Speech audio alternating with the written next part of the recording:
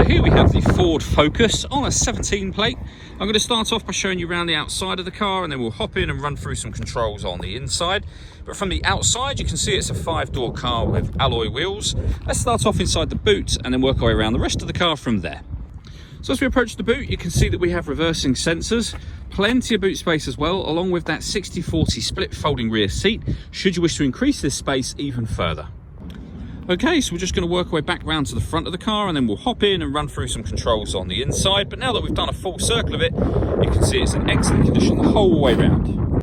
Just briefly before we climb in, I think it's where we're seeing the interior from this exterior point of view. There's plenty to run through on the dashboard, so let's hop in and we'll do that right now.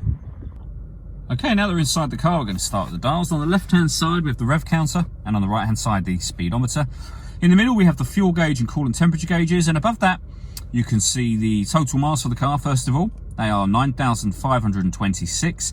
We then have a digital readout for the speedometer. You can change that information for various bits of individual trip computer information and fuel economy information, or these 4 bits of information all at the same time, and then we're back round to the speedometer again. If we back out to the steering wheel, the buttons I was using to do that are just here, beneath which we have cruise control and speed limiter. On the right hand side, we have stereo and phone controls, including voice activation just there. Of course, you need to pair up your phone in order that you use the phone controls.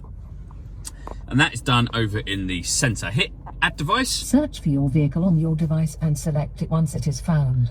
And then just follow those instructions on screen. You can see this car's got satellite navigation. There's a full video that shows how this works on both our website and on our YouTube channel.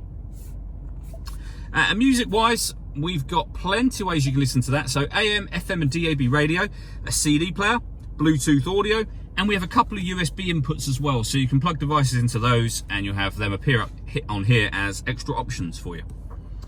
Working our way down, we have the CD player, the main volume for the stereo, and then dual zone climate control. So you can adjust the passenger and driver temperatures, the fan speed up and down from here. You can determine where within the car you'd like the air to be distributed. Then hit that button to turn the air conditioning on. Same again to turn it off, or hit auto, and the car will now maintain those temperatures by taking control of the direction of the air and the fan speed. To override that, just readjust the fans and you'll see auto has gone off, and you can put it back on whatever setting you want it on there as well. We then have a 12-volt charging socket, USB input, the gear lever for the fully automatic gearbox. The plus and minus buttons on the side will enable you to change gear manually, up or down, should you wish to. And then finally, we have this button just here. This is the stop and start. This car's designed to cut out when it's stationary in traffic to save you fuel. Hit that button, that system is now turned off.